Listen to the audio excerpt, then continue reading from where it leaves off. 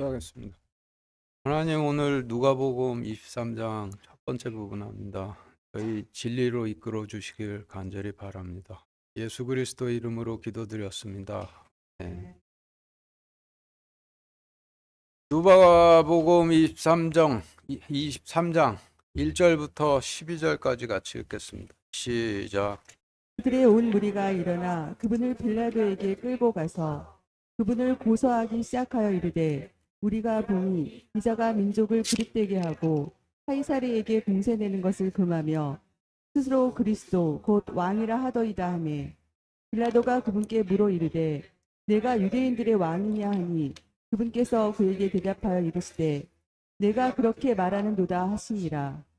이에 빌라도가 수제사장들과 사람들에게 이르되, 나는 이 사람에게서 아무 잘못도 찾지 못하노라 하매, 그들이 더욱 사나워져서 이르되, 그가 온 유대인 거주지에서 두루 가르치고 갈릴리에서부터 시작하여 이곳까지 와서 백성을 선동하나이다 하니, 빌라도가 갈릴리라는 말을 듣고 그 사람이 갈릴리 사람인지 물어 그분이 헤롯의 관할에 속한 줄을 알고 곧 헤롯에게 그분을 보내었는데, 그때 헤롯도 예루살렘에 있더라.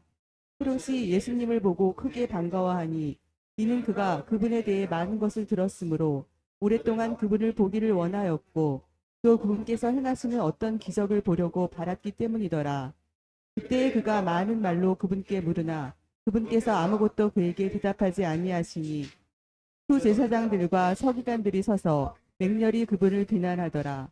헤롯이 자기 군사들과 함께 그분을 무시하며 조롱하고 그분께 화려한 긴 옷을 차려 입히고 그분을 빌라도에게 도로 보내니라. 바로 그날 빌라도와 헤롯이 함께 친구가 되었더라. 그들은 전에 서로 원수 사이였더라.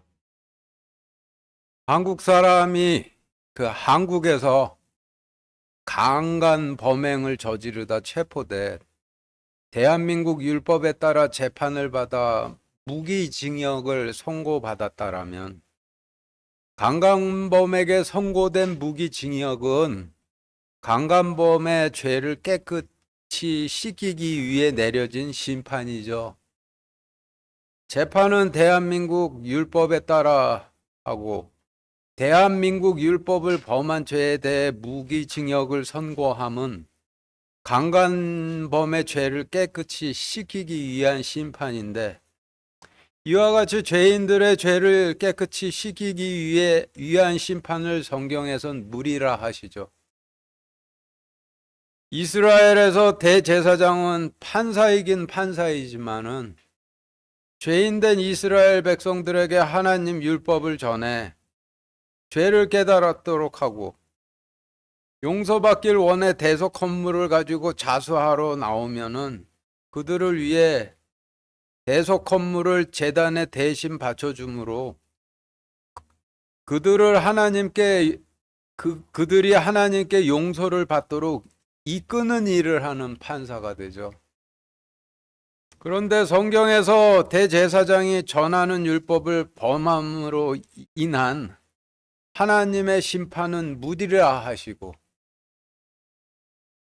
율법을 범했을 때 깨달은 자가 용서를 구하기 위해 제단으로 가지고 나온 대속 헌물은 창으로 찔러 죽여 제단에 바치게 되니, 결국 이스라엘의 대제사장은 물과 창을 가지고 있는 자가 되는데, 성경에선 이를 대제사장이 물병과 창을 가지고 있다라고 하시죠.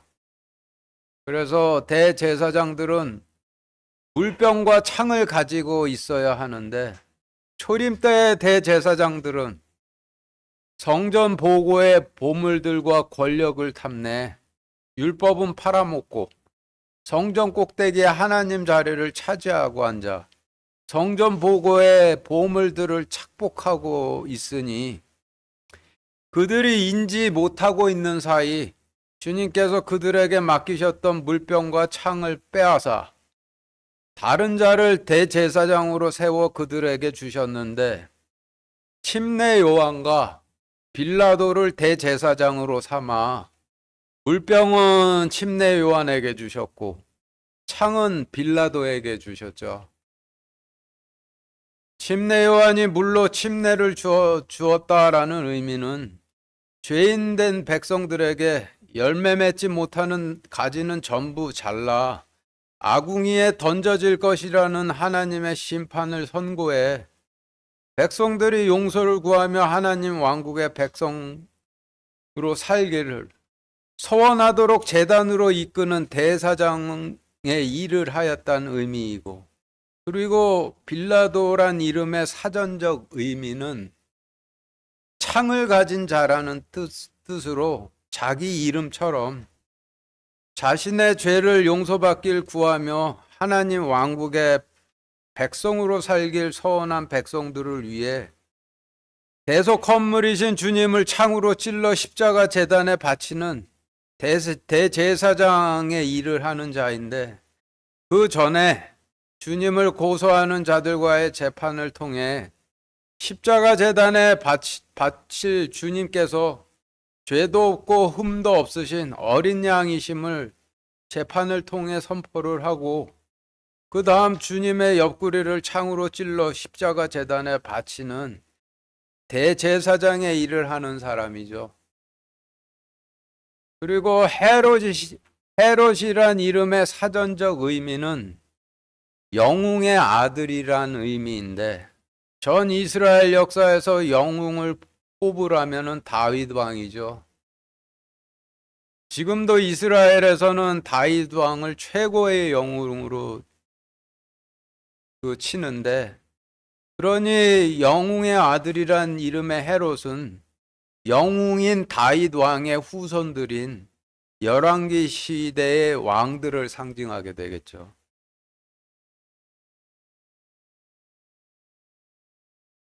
앞에서 읽으셨던 누가복음 23장 1절부터 12절 말씀의 기본 구성은 주님께서 빌라도에게 맡겨지셨다, 헤롯에게 보내지셨다, 다시 빌라도에게 보내지셨다라는 구성인데, 빌라도는 대제사장이고 헤롯은 열왕기 시대의 왕들을 상징하니 주님께서 대제사장에게 맡겨지셨다, 왕에게 맡겨지셨다, 다시 대제사장에게 맡겨지셨다라는 의미로 세 시대로 나뉘는 전 구약 시대 동안 주님께서 길가에 씨를 뿌리던 성막 시대에는 대제사장에게 맡겨지셨다, 바위에 씨를 뿌리던 열왕기 시대에는 왕들에게 맡겨지셨다, 가시밭에 씨를 뿌리는 율법 시대엔 다시 대제사장들에게 맡겨지셨음을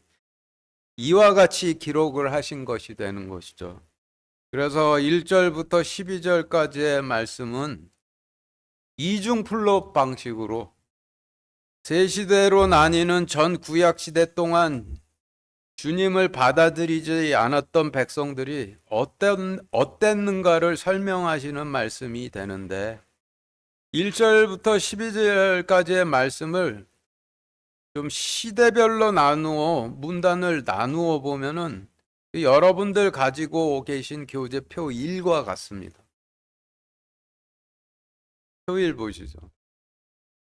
1절부터 5절에서 빌라도가 주님을 맡았다라 하시면, 길가에 씨를 뿌리던 성막 시대인 출애굽기 때부터 사사기 시대까지 대제사장들이 말씀이신 주님을 맡았다라는 의미이고, 6절부터 11절에서 빌라도가 주님을 헤롯에게 보내 헤롯이 주님을 맡았다라 하시면, 바위 위에 씨를 뿌리던 열왕기 시대에는 말씀이신 주님을 왕들이 맡았다라는 의미이고, 12절부터 49절에서 헤롯이 주님을 빌라도에게 보내 빌라도가 다시 주님을 맡았다라 하시면, 가시밭에 씨를 뿌리던 초림 시대에는 다시 대제사장이 말씀이신 주님을 맡았다라는 의미를 나타내고 있는 거예요. 그래서 오늘 말씀은 초림 때 있었던 사건과 초림 때의 사건을 통해 과거 구약 시대에 있었던 그 사정을 동시에 설명하시는 이중 플롯 방식으로 기록이 되어 있어. 그 두 스토리를 함께 설명드릴 수밖에 없으니 좀 헷갈리시더라도 오늘 말씀의 이런 기록상의 특징을 기억하시며 좀 더 짧은 문단으로 나누어 읽어보면서 자세한 내용 알아보도록 하겠습니다. 1절부터 4절까지 같이 읽겠습니다. 시작. 그들의 온 무리가 일어나 그분을 빌라도에게 끌고 가서 그분을 고소하기 시작하여 이르되 우리가 보니 이 자가 민족을 그릇되게 하고 카이사르에게 공세 내는 것을 금하며 스스로 그리스도 곧 왕이라 하더이다 하매 빌라도가 그분께 물어 이르되 내가 유대인들의 왕이냐 하니 그분께서 그에게 대답하여 이르시되 내가 그렇게 말하는도다 하시니라. 이에 빌라도가 수제사장들과 사람들에게 이르되 나는 이 사람에게서 아무 잘못도 찾지 못하노라 하매 1절 말씀에서 빌라도는 대제사장이니 1절 말씀 그들의 온 무리가 일어나 그분을 빌라도에게 끌고 가서라고 하신 말씀은 그들의 온 무리가 일어나 그분을 대제사장에게 끌고 가서라는 뜻이 되죠. 이어서 2절 말씀 그분을 고소하기 시작하여 이르되 우리가 보니 이 자가 민족을 그릇되게 하고 카이사르에게 공세 내는 것을 금하며 스스로 그리스도 곧 왕이라 하더이다 하매 라고 하신 말씀에서 우리가 보니라 하심은 우리가 말씀을 찾아봤다라는 의미가 되는 것이고 카이사르는 하나님의 왕국에서 이방인 왕들의 방식으로 백성을 통치하며 하나님께 바치는 11조를 포함한 각종 헌물들을 한국 사람들이 구정이나 추석 때 조상신들에게 제사상 바치듯 하게 한 왕들을 의미하죠. 그래서 2절 말씀에서 민족을 그릇되게 하고 카이사르에게 공세 내는 것을 금하며 스스로 그리스도 곧 왕이라 하더이다 하매라고 하신 말씀은 여러분들 가지고 계신 교재 표 2와 같이 정리가 되는데 표 2 보시죠. 민족을 그릇되게 하였다 함은 길가에 씨를 뿌리던 성막 시대인 출애굽 시대부터 사사기 시대에 주님께서 민족들을 그릇되게 했다는 의미이고 카이사르에게 공세 내는 것을 금했다 함은 바위 위에 씨를 뿌리던 열왕기 시대에 하나님 왕국에서 이방인들의 통치 방식으로 백성들을 통치하며 그들에게 세금처럼 바치는 헌물 바침을 금했단 의미이고 스스로 그리스도 곧 왕이라 하더이다라 함은 가시밭에 씨를 뿌리는 초림 시대에 스스로 그리스도 왕이라 했다라는 의미이죠. 그래서 1, 2절 말씀의 의미는 온 백성들이 말씀이신 주님을 대제사장에게 끌고 와 고소하기를 우리가 율법을 보니 길가에 씨를 뿌리던 성막 시대와 바위에 씨를 뿌리던 왕조 시대와 가시밭에 씨를 뿌리던 율법 시대에 주님께서 백성들을 그릇되게 이끌었다라고 고소를 했다라는 뜻이 되는 것이죠. 그리고 이중 플롯 기록 방식을 통해 알려주시고 있는 내용은 세 시대로 나뉘는 전 구약 시대 중 첫 번째 시대인 길가에 씨를 뿌리던 성막 시대부터 하나님을 받아들이지 않았던 백성들은 말씀이 잘못되었다 하며 그때부터 대제사장들 찾아와 따지고 행패 부렸음을 설명하시는 내용이죠. 그래서 결국 순종치 못했던 자들이 주님 좌편 십자가에 달리게 된다라는 그런 내용이 되는 거죠. 3, 4절 같이 읽겠습니다. 시작. 빌라도가 그분께 물어 이르되 내가 유대인들의 왕이냐 하니 그분께서 그에게 대답하여 이르시되 내가 그렇게 말하는도다 하시니라. 이에 빌라도가 수제사장들과 사람들에게 이르되 나는 이 사람에게서 아무 잘못도 찾지 못하노라 하매 지금 읽으신 말씀에서 빌라도는 대제사장이죠. 그래서 백성들이 주님을 대제사장에게 끌고 와 고소했더니 빌라도가 주님께 당신께서 왕이십니까? 여쭤보고 나는 아무 잘못도 찾지 못하겠다 했으니 그 의미는 이분은 너희 왕 맞으시다 라고 했다라는 뜻이죠. 대제사장인 빌라도가 이분은 길가에 씨를 뿌리던 성막 시대에 너희 민족을 옳은 길로 인도하셨던 왕이시고 바위에 씨를 뿌리던 왕조 시대에 세금 납부하듯 11조와 헌물 바치는 것을 금하셨던 왕이시고 가시밭에 씨를 뿌리던 율법 시대에는 육신문으로 초림하신 그리스도 곧 왕 맞으시다 라고 했다라는 의미인데 빌라도는 자신도 모르게 이미 준비되어 있던 말씀을 대제사장이니까 대연을 하고 있는 것이 되죠. 그리고 3, 4절 말씀에 숨겨져 있는 다른 내용은 길가에 씨를 뿌리던 출애굽 시대로부터 사사기 시대까지 하나님을 받아들이지 않았던 백성들이 대제사장들에게 따지러 올 때마다 대제사장들이 하나님께서 너희의 왕이시다 라고 했었음을 설명하시는 말씀이 되는 것이죠. 그래서 1절부터 4절까지의 말씀을 다시 정리를 해보면은 그들이 일어나 대제사장에게 주님을 끌고 와 고소하며 우리가 율법을 찾아보니 이 자는 길가에 씨를 뿌리던 성막시대에는 길가에 씨를 뿌리던 성막시대엔 출애굽기부터 사사기 시대엔 주님께서 민족을 그릇되게 했고 바위에 씨를 뿌리던 열왕기 시대에는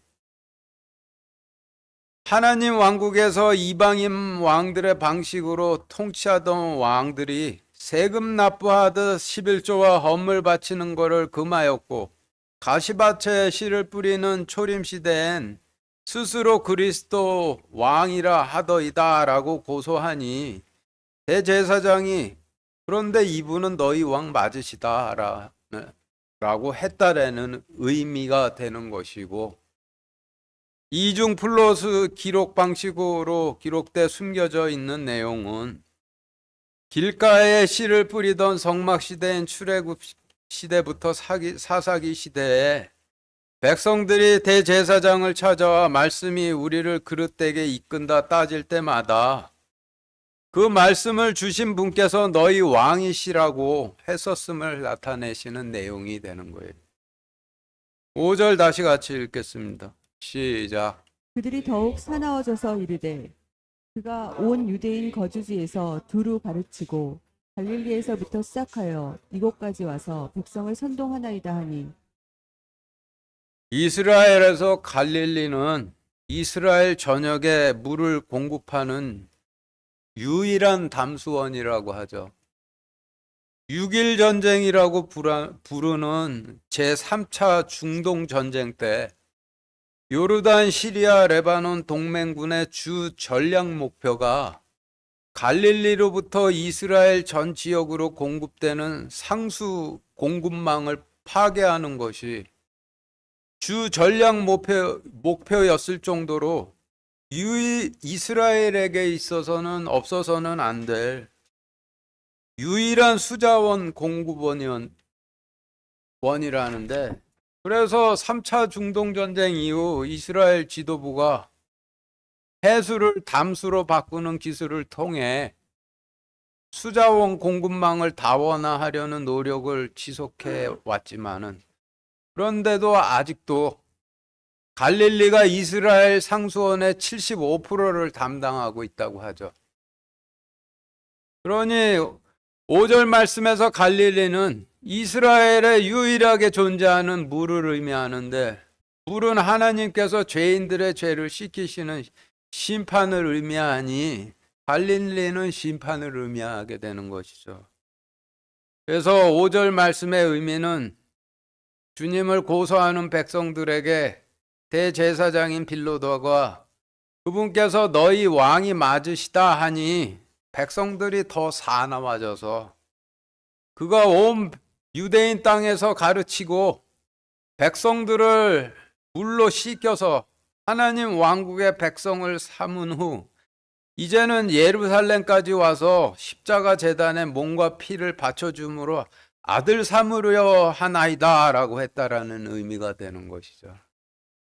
그리고 이중 플롯으로 숨겨져 있는 5절 말씀의 다른 내용은 길가에 씨를 뿌리던 출애굽부터 사사기 시대까지 하나님의 통치를 원치 않던 백성들이 대제사장에게 따지러 올 때마다 주님께서 너희 통치자이시라 하면은 순종치 못하고 오히려 이를 갈며 더 인간인 왕 내놓으라 땡깡을 부렸다라는 의미가 되는 것이죠. 여기까지가 세 시대로 나뉘는 전 구약 시대 중 대제사장들이 말씀이신 주님을 맡고 있었던 길가에 씨를 뿌리던 성막 시대에 하나님을 받아들이지 않았던 백성들이 어떠했음을 설명하시는 내용이 되는 거예요. 6절부터 11절까지 같이 읽겠습니다. 시작. 빌라도가 갈릴리라는 말을 듣고 그 사람이 갈릴리 사람인지 물어 그분이 헤롯의 관할에 속한 줄을 알고 곧 헤롯에게 그분을 보내었는데 그때 헤롯도 예루살렘에 있더라. 헤롯이 예수님을 보고 크게 반가워하니 이는 그가 그분에 대해 많은 것을 들었으므로 오랫동안 그분을 보기를 원하였고 또 그분께서 행하시는 어떤 기적을 보려고 바랐기 때문이더라. 그때 그가 많은 말로 그분께 물으나 그분께서 아무것도 그에게 대답하지 아니하시니 수제사장들과 서기관들이 서서 맹렬히 그분을 비난하더라. 헤롯이 자기 군사들과 함께 그분을 무시하며 조롱하고 그분께 화려한 긴 옷을 차려입히고 그분을 빌라도에게 도로 보내니라. 예, 지금 읽은 말씀이 세 시대로 나뉘는 구약 시대 중 왕들이 말씀이신 주님을 맡았던 바위의 씨를 뿌리던 열왕기 시대에 하나님을 받아들이지 않았던 왕과 백성들이 어떠했음을 설명해 주시는 말씀이 되는데 좀 더 짧게 나눠 다시 읽어보면서 자세한 내용 알아보도록 하겠습니다. 6절, 7절 다시 같이 읽겠습니다. 시작. 빌라도가 갈릴리라는 말을 듣고 그 사람이 갈릴리 사람인지 물어 그분이 헤롯의 관할에 속한 줄을 알고 곧 헤롯에게 그분을 보내었는데 그때 헤롯도 예루살렘에 있더라. 네, 지금 읽으신 말씀의 단어들을 정리해 보면 여러분들 가지고 계신 교재표 3과 같은데 이름이 창가진 자라는 뜻의 빌라도는 길가에 씨를 뿌리던 시대 왕에게 말씀이신 주님을 맡겼던 유대 대제사장을 상징하고 이스라엘 유일의 담수원인 갈릴리는 죄인들의 죄를 씻기는 하나님의 심판을 상징하고 이름이 영웅의 아들이란 뜻의 헤롯은 열왕기 시대의 왕들을 상징을 하죠. 그래서 지금 설명드린 단어들의 의미를 6절, 7절 말씀에 대입 정리해 보면은 여러분들 가지고 계신 교재표 4와 같이 정리가 되는데 표 4 보시죠. 길가에 씨를 뿌리던 성막 시대의 대제사장이 심판이라는 말을 듣고 말씀이 심판에 관한 것인지 물어 심판이 왕들의 관할에 속한 줄을 알고 곧 왕들에게 심판의 말씀을 보내었는데 바위 위에 씨를 뿌리던 열왕기 시대엔 다윗 왕조의 후손인 왕들도 예루살렘에 있었더라라는 의미로 정리가 되죠. 전 구약 시대의 첫 번째 시대인 길가에 씨를 뿌리던 출애굽 시대부터 사사기 시대까지 백성들이 대제사장들을 찾아와 행패 부리고 따질 때마다 주님께서 너희의 왕이라 하면 순종치 못하고 더 이를 갈며 따지니 대제사장이 말씀이 재판과 심판을 하는 것에 속한 것임을 알아보고 그것은 왕에게 속한 것이라 생각하여 말씀이신 주님을 왕들에게 맡겼는데 바위 위에 씨를 뿌리던 열왕기 시대에는 왕들도 예루살렘에 있었더라라는 말씀이신 주님께서 대제사장으로부터 왕들에게 맡겨지시게 된 병위를 설명하시는 말씀이 되는 것이죠. 결국 성막시대의 대제사장들이 고집 세고 반항하는 백성들을 감당 못해 말씀을 왕에게 맡기게 되었다라는 그 내용을 설명해 주시고 계신 말씀이 되는 것이죠. 7절 다시 같이 읽겠습니다. 시작. 그분이 헤롯의 관할에 속한 줄을 알고 곧 헤롯에게 그분을 보내었는데 그때 헤롯도 예루살렘에 있더라. 네, 성경에서 숫자 3은 삼위일체이신 하나님, 아버지 하나님, 아들 하나님, 성령님을 뜻하죠. 그런데 지금 읽으신 7절 말씀에서 헤롯이란 이름이 3번 반복돼 기록되어 있는데 바위 위에 씨를 뿌리던 열왕기 시대에는 아버지 하나님도 왕이 대신했고 아들 하나님도 왕이 대신했고 성령님도 왕이 대신했다라는 의미로 백성들이 왕들을 하나님 자리에 앉히고 하나님 대신 왕을 경배했음을 이렇게 설명을 하고 계시는 것이죠. 8절부터 10절까지 같이 읽겠습니다. 시작. 헤롯이 예수님을 보고 크게 반가워하니 이는 그가 그분에 관해 많은 것을 들었으므로 오랫동안 그분을 보기를 원하였고 또 그분께서 행하시는 어떤 기적을 보려고 바랐기 때문이더라. 그때 그가 많은 말로 그분께 물으나 그분께서 아무것도 그에게 대답하지 아니하시니 수제사장들과 서기관들이 서서 맹렬히 그분을 비난하더라. 지금 읽으신 말씀은 말씀이신 하나님을 모시게 된 열왕기 시대 왕들과 백성들이 어떠했음을 설명하시는 말씀이 되는데 앞에서 설명드렸던 단어들의 의미를 지금 읽으신 8절부터 10절 말씀에 대입해 보면은 여러분들 가지고 계신 그 교재표 5와 같이 정리가 돼요. 표 5 보시죠.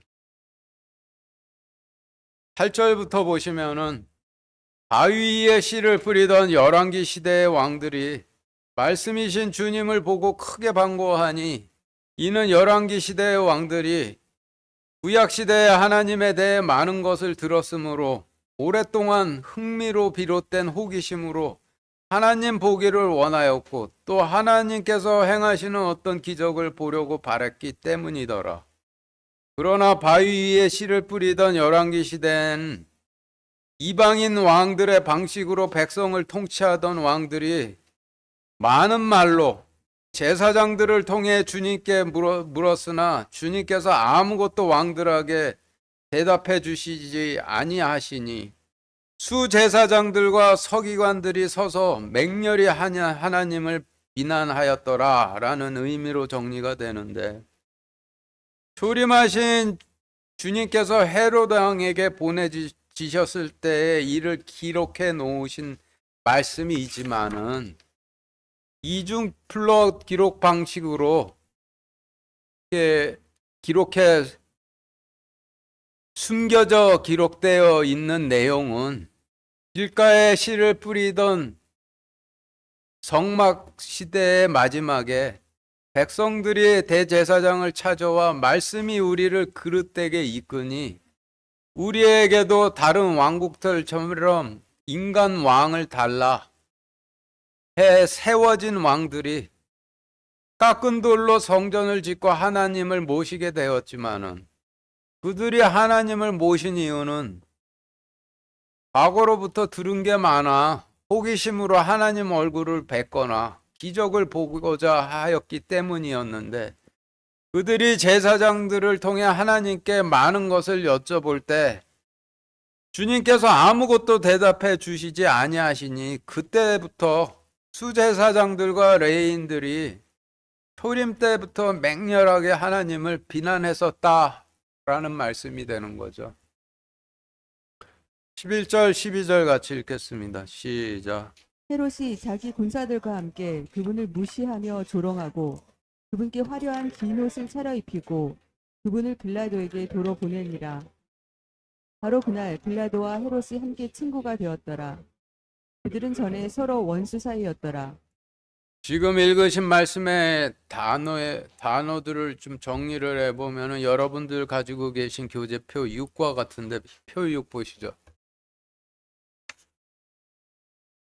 11절 말씀에서 자기 군사들과 함께 그분을 무시하며 조롱한 헤롯은 바위에 씨를 뿌리던 왕조 시대, 열왕기 시대에 하나님을 통치자로 받아들이지 않았던 모든 왕들을 의미하고, 화려한 옷이라 하심은 헤롯 1세가 재건축한 예루살렘 성전을 의미하는데, 성경에서 구원의 의를 옷으로 비교를 해 혼인잔치 예복이라 하시죠. 창세기 때 노아에게 구원의 의는 방주로 들어가는 것이 구원의 의였는데, 방주는 나무로 만들어져 있고 구원의 의는 옷으로 비교를 하시니, 노아가 나무로 만들어진 방주 안으로 들어가면 나무로 된 혼인잔치 예복을 입었다라고 할 수가 있는 것이죠. 성경시대 백성들에게는 노아가 방주 안으로 들어갔듯이 하나님 왕국으로 들어가는 것이 구원의 의인데, 하나님 왕국은 천으로 만들어진 성막으로 비유를 하시고 구원의 의는 옷으로 비교를 하시니, 성경시대의 백성들이 하나님 왕국으로 들어가면 성막 천으로 된 혼인잔치 예복을 입는 셈이 되는 것이죠. 같은 원리로 본다면은 하나님께서는 성전 안에 거하시니 헤롯이 로마인들에게, 우리 유대인들에게도 이런 성전이 있다라는 것을 과시하고자 화려하고 길고 높게 재건축한 예루살렘 성전은 주님의 옷이 될 수밖에 없겠죠. 그래서 11절에서 그분께 화려한 긴 옷을 차려 입히고라 하심은, 바위에 씨를 뿌리던 성전 시대에 속한 여러 왕들 중 헤롯 1세가 화려하고 긴 예루살렘 성전을 재건축하여 주님을 그 안에 모시고란 의미가 되는 것이죠.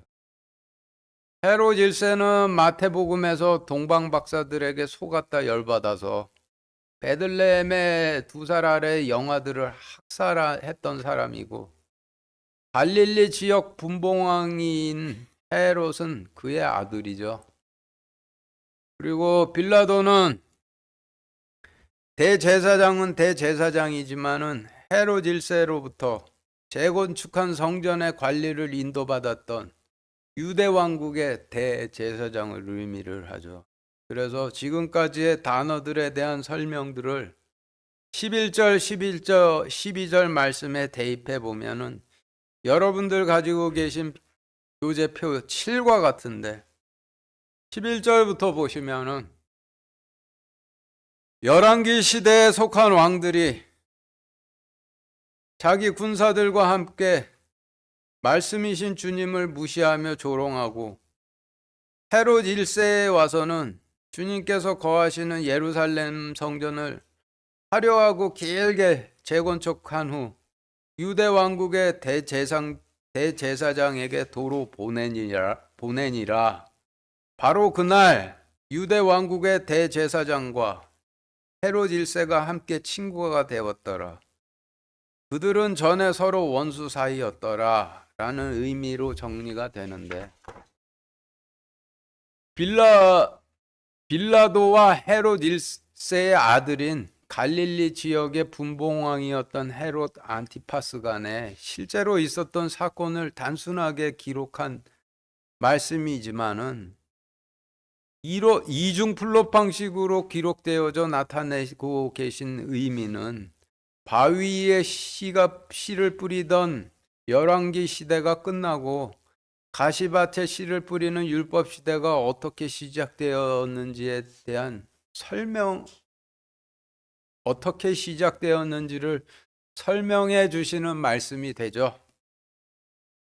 전에 헤롯 1세와 그때 유대 대제사장은 서로 원수였는데 헤롯 1세가 성전을 재건축하여 성전 관리를 대제사장에게 위임해 주니 대제사장이 부와 권력을 차지할 수 있는 기회로 여겨 기뻐하면서 둘이 친구가 되었다라는 그런 의미죠. 13절부터 25절까지 같이 읽겠습니다. 시작. 빌라도가 수제사장들과 치리자들과 백성을 함께 불러 그들에게 이르되 너희가 이 사람을 내게로 데려와 백성을 나쁜 길로 이끄는 자라 하였도다. 보라, 내가 너희 앞에서 그를 조사하였을 때 너희가 고소하는 일들에 대하여 이 사람에게서 아무 잘못도 찾지 못하였고 내가 너희를 헤롯에게 보내었으나 그 역시 전혀 찾지 못하였도다. 보라, 그는 죽을 일을 하지 아니하였느니라. 그러므로 내가 그를 징계하고 놓아주리라 하니 이는 그 명절이 되면 그가 필연적으로 반드시 한 사람을 그들에게 놓아주어야 하기 때문이었더라. 그들이 다 일제히 소리를 지르며 이르되 이 사람을 없애버리고 바라바를 우리에게 놓아주소서 하니라. 그는 그 도시에서 일어난 어떤 폭동과 살인으로 인해 감옥에 갇힌 자더라. 그러므로 빌라도가 예수님을 놓아주려고 다시 그들에게 말하였으나 그들이 소리를 지르며 이르되 그를 십자가에 못 박으소서, 그를 십자가에 못 박으소서 하매 빌라도가 그들에게 세 번째 이르되 도대체 그가 무슨 악한 일을 하였느냐? 나는 그에게서 죽을 이유를 찾지 못하였나니 그러므로 그를 징계하고 놓아주리라 하더라. 그들이 큰 소리로 재촉하며 그분을 십자가에 못 박을 것을 요구하니 그들과 수제사장들의 목소리가 이기니라. 빌라도가 그들이 요구한 대로 되도록 선고하고 그들이 원하는 자 곧 폭동과 살인으로 인해 감옥에 갇힌 자는 그들에게 놓아주고 예수님은 넘겨주어 그들의 뜻대로 하게 하니라. 주님 보시기엔 헤롯 1세가 지은 화려하고 긴 예루살렘 성전은 가증한 것이죠. 헤롯 1세가 거룩한 곳에 황폐하게 하는 가증한 것을 세우기 위해 기존의 성전을 제거함으로 바위 위에 씨를 뿌리는 돌로 지은 성전 시대는 끝나고 주님께서 오셔서 가시밭에 씨를 뿌리는 율법 시대가 시작이 된 거죠. 지금 읽으신 말씀은 구약 시대의 마지막인 가시밭에 씨를 뿌리는 율법 시대의 끝에 제사장들과 레인들과 장로들이 주님을 고소해 빌라도가 주님에 대한 재판을 진행하는 형식으로 기록이 되어진 말씀인데 이 재판을 인간의 관점으로 본다라면은 주님께서 고소된 피고시고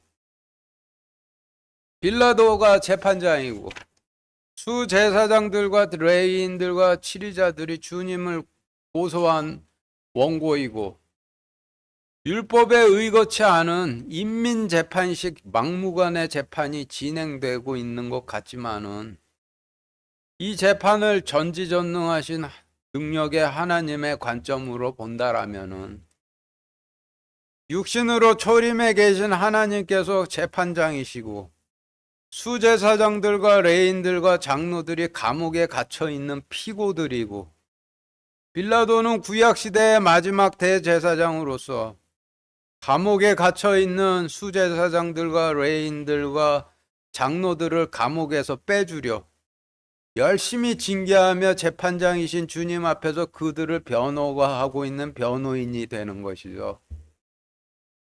인간의 관점으로 보느냐, 하나님의 관점으로 보느냐, 정반대로 해석이 되지만은 성경 말씀은 하나님의 관점으로 보는 것이죠. 그러니 지금 읽으신 말씀은 재판장이신 주님께서 감옥에 갇혀 있는 수제사장들과 레인인들과 장로들을 재판하시는 내용을 기록하신 말씀이 되는데 하나님 왕국에서의 재판은 철저하게 율법에 따라 이루어지죠. 그렇다면 주님께서 어떤 율법의 근거에 그들을 재판하시는지 지금 재판의 근거가 되는 율법 이 어떤 율법인지 알아보기 위해서 신명기 21장 18절부터 23절까지 같이 읽겠습니다. 시작. 어떤 사람에게 고집이 세고 반항하는 아들이 있는데 그가 자기 아버지의 음성이나 자기 어머니의 음성에 순종하지 아니하고 그들이 징계해도 그들의 말에 귀를 기울이지 아니하거든. 그의 아버지와 어머니가 그를 붙잡아서 자기 고장의 성문에 이르러 자기 도시의 장로들에게 나아가 자기 도시의 장로들에게 말하기를 우리의 이 아들은 고집이 세고 반항하며 우리의 음성에 순종하지 하려 하지 아니하고 음식을 탐하는 자여 술주정뱅이라 하거든. 그의 도시의 모든 사람들이 그를 돌로 쳐서 죽일지니 너는 이같이 하여 너희 가운데서 악을 제거할지니라. 그리하면 온 이스라엘이 듣고 두려워하리라. 사람이 만일 죽음에 해당하는 죄를 지었으므로 내가 그를 죽여 나무 위에 달거든 그의 몸을 밤새도록 나무 위에 두지 말고 반드시 그날에 그를 묻어서 주 내 하나님께서 내게 상속재산으로 주시는 땅을 더럽히지 말지니라. 나무에 달린 자는 하나님께 저주받은 자니라. 지금 읽으신 말씀에서 아들은 제사장들 의미하죠. 그래서 성경에서 씨를 뿌리는 자는 하나님의 아들이고, 그리고 씨가 뿌려지는 자들은 그 딸이라고 하시죠.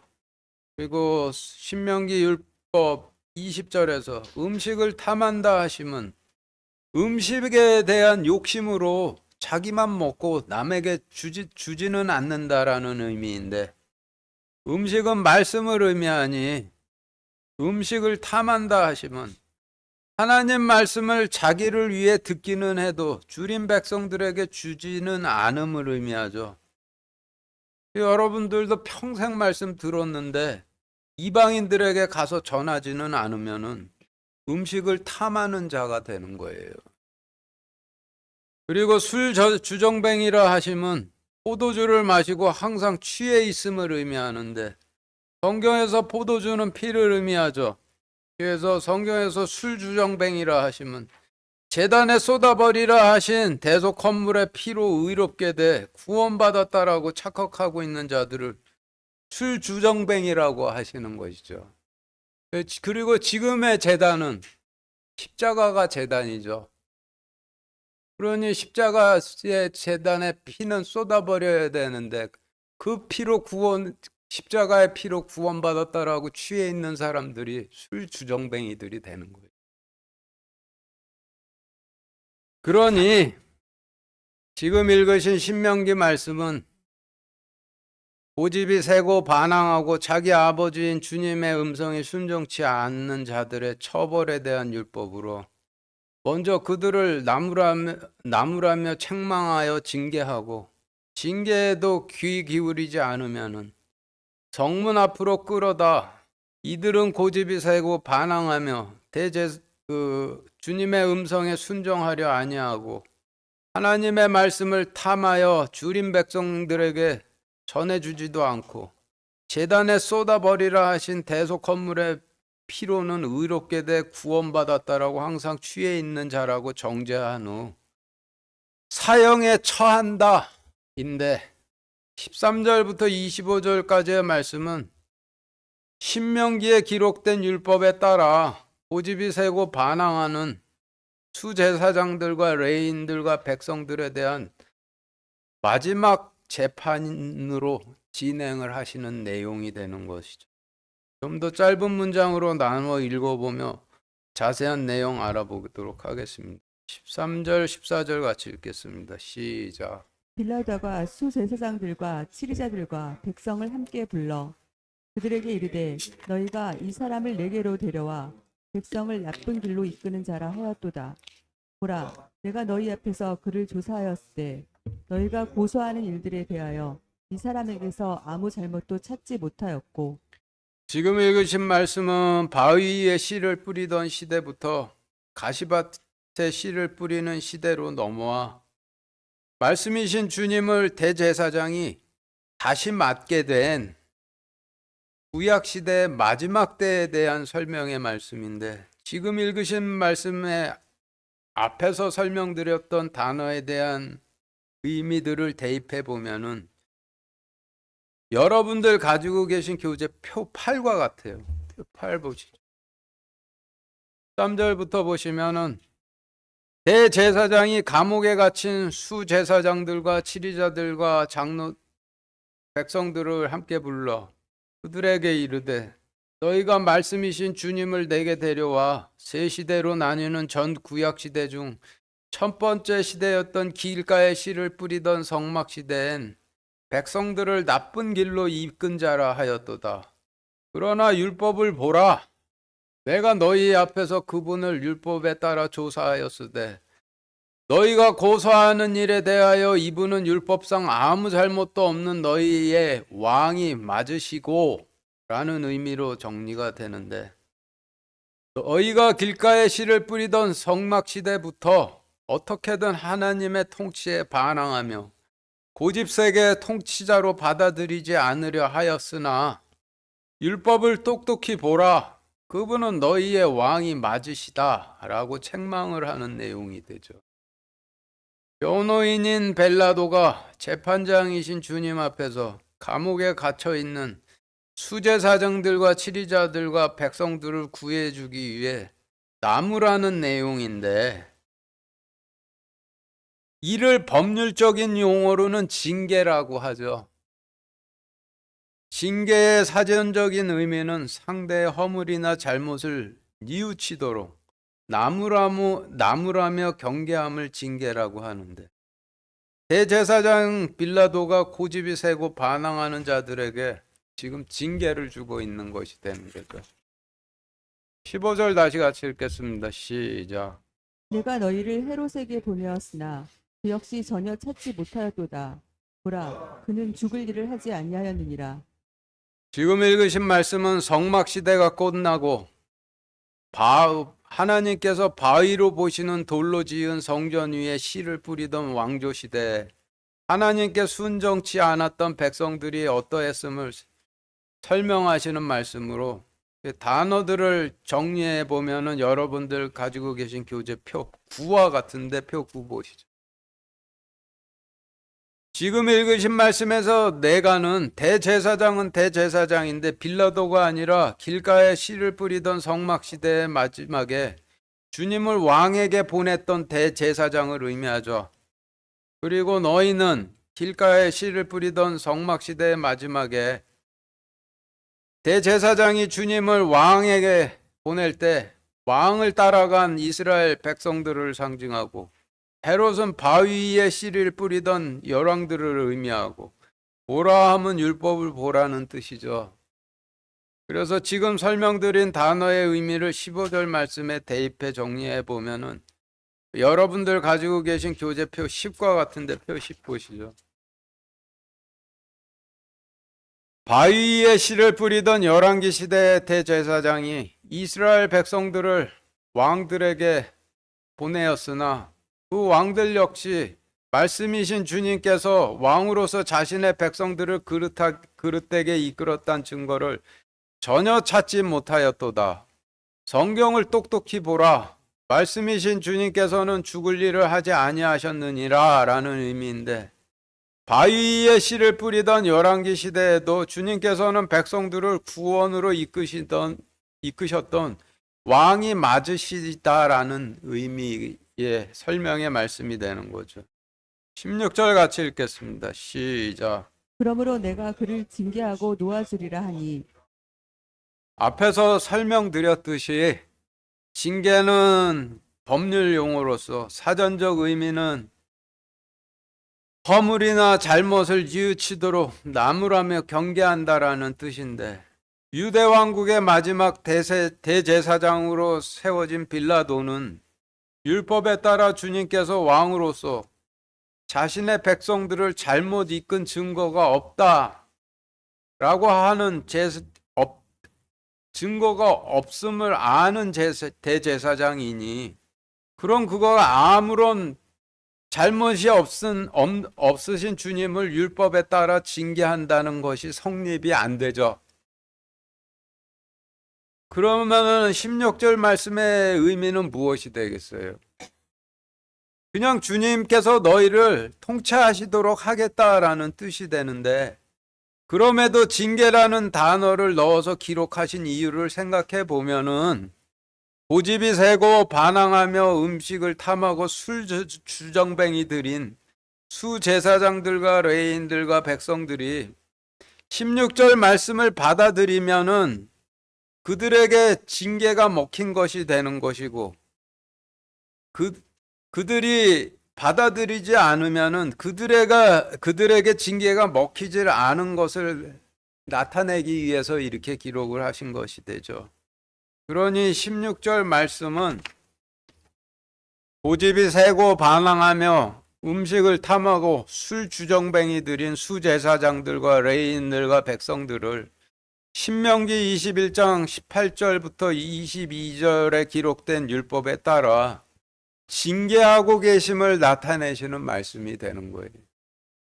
17절부터 19절까지 같이 읽겠습니다. 시작. 이는 그 명절이 되면 그가 필연적으로 반드시 한 사람을 그들에게 놓아주어야 하기 때문이더라. 그들이 다 일제히 소리를 지르며 이르되 이 사람을 없애버리고 바라바를 우리에게 놓아주소서 하니라. 그는 그 도시에서 일어난 어떤 폭동과 살인으로 인해 감옥에 갇힌 자더라. 지금 읽으신 말씀에서 17절, 19절 말씀은 괄호로 묶여 있는데 성경에서 이와 같은 형식으로 기록된 경우는 본문 흐름과는 다른 내용이 들어갔을 때 이와 같이 기록을 하시죠. 지금 읽으신 말씀을 하나님의 관점으로 본다라면은 감옥에 갇혀 있는 자들은 고집이 세고 반항하며 음식을 탐하고 술 주정뱅이들인 수제사장들과 레위인들과 백성들이니, 그러니 누가 풀어주면은 누가 누구를 풀어준다라는 뜻이 되는 거예요. 주님께서 감옥에 갇혀 있는 고집이 세고 반항하며 음식을 탐하고 술 주정뱅이들인 수제사장들과 레위인들과 백성들 중 한 명을 풀어주신다라는 뜻이 되는 것이죠. 지금 읽으신 말씀의 단어들을 정리해보면 여러분들 가지고 계신 교재표 11과 같은데, 표 11 보시죠.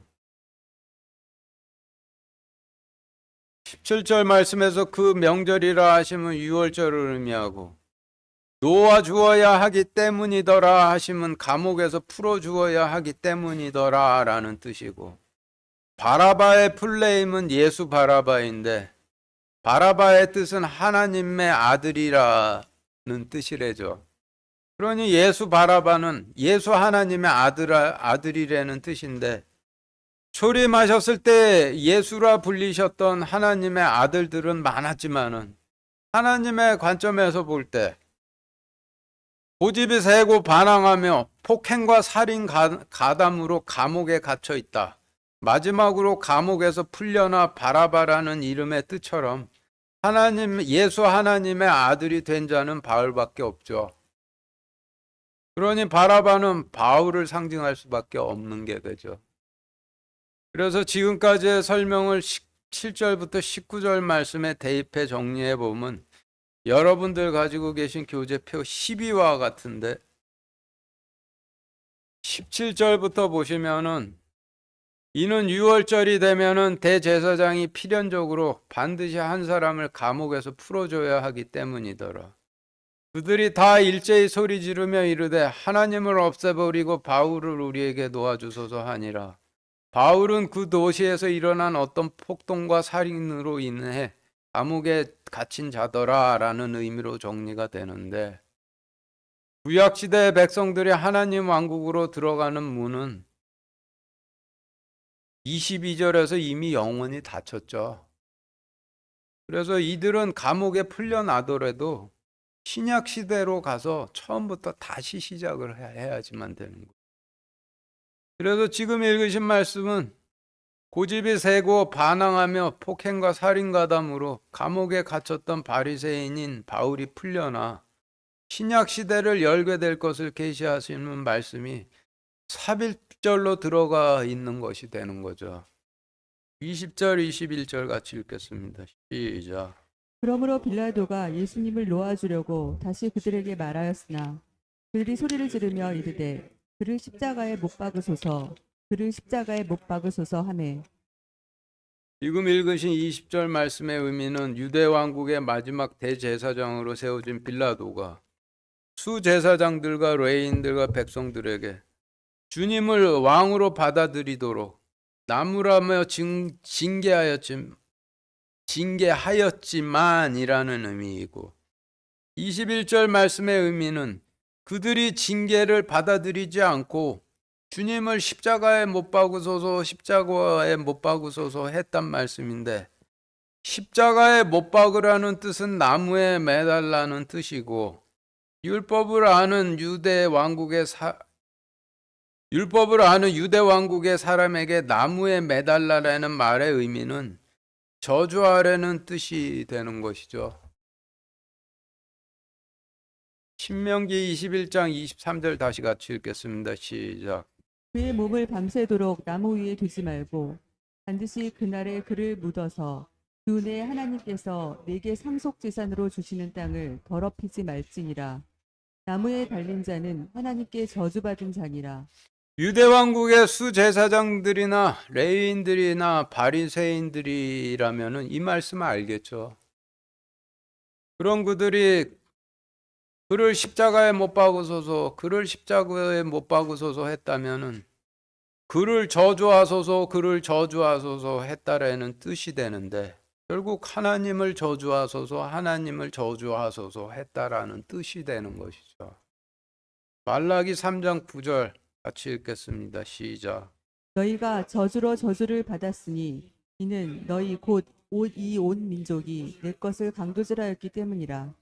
지금 읽으신 말씀의 의미는 너희가 나를 나무에 매달라 저주함으로 저주를 받았으니 내 것을 강도질하여 영원히 자기 것으로 하려 하였기 때문이라는 말씀인데, 하나님의 포도원을 강도질하기 위해서 포도원 주인이신 주님을 저주해 오히려 그들이 저주를 받았다라는 뜻이 되는 것이죠. 22절 23절 다시 같이 읽겠습니다. 시작. 빌라도가 그들에게 세 번째 이르되 도대체 그가 무슨 악한 일을 하였느냐. 나는 그에게서 죽일 이유를 찾지 못하였나니 그러므로 그를 징계하고 놓아주리라 하더라. 그들이 큰 소리로 재촉하며 그분을 십자가에 못 박을 것을 요구하니 그들과 수제사장들의 목소리가 이기니라. 1절부터 23절까지의 말씀을 보면은 대제사장으로 세워진 빌라도는 세 번에 걸쳐 나는 그로부터 아무 잘못도 찾지 못하였도다, 그러니 징계하고 놓아주리라 한 반면, 수제사장들과 레위인들과 백성들은 그때마다 세 번에 걸쳐 그를 십자가에 못 박으소서라고 했는데, 성경에서 3이란 숫자는 삼위일체신 아버지 하나님, 아들 하나님, 성령님을 상징하죠. 여러분들 가지고 계신 교재표 13 보시죠.